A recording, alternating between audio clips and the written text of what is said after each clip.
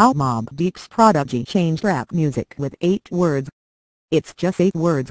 I'm only 19, but my mind is old. But it might be the most paralyzing rap lyric ever written, the kind of declaration that makes your pulse quicken while your blood cools in your capillaries, the kind of blunt force poetry that activates an impossible swirl of excitement, dread, sorrow and sympathy.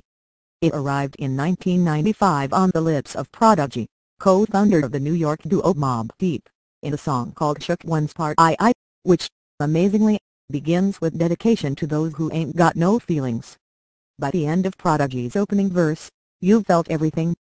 Prodigy, who died on Tuesday at 42 from complications related to sickle cell anemia, grew up in a rage. First, he was angry at his body, which always seemed to be losing a painful fight with the blood disorder that would ultimately end his life. Then, he was angry at a God who wouldn't intervene, therefore must not exist.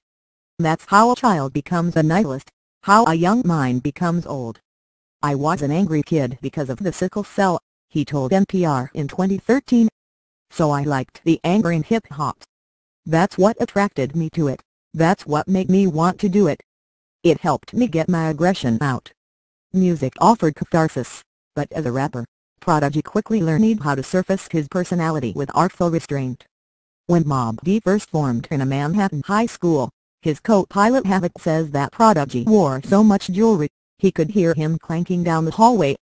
But the music they eventually made together would prioritize grime over flash, and the group's two most extraordinary albums, 1995's The Infamous and 1996's Hell on Earth, were instantly lauded for their shadowy grit. This was a rough and ready sound designed to leave bruises, stitched together from samples that crackled and hissed, noise-contaminating signal. But even at its coarsest, Mobb Deep's music always had a certain elegance to it, and it was flush with mood. Much of that had to do with Prodigy's evocative rhymes, which made good on his stage name, recapping teenage tales of crimes and punishments that were almost too grim to believe.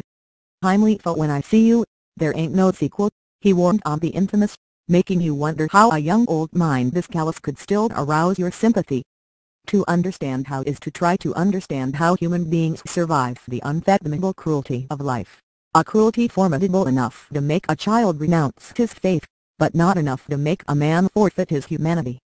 Maybe we should honor the request Prodigy made in the penultimate line of his Shook One's Part I verse. Take these words home and think it through.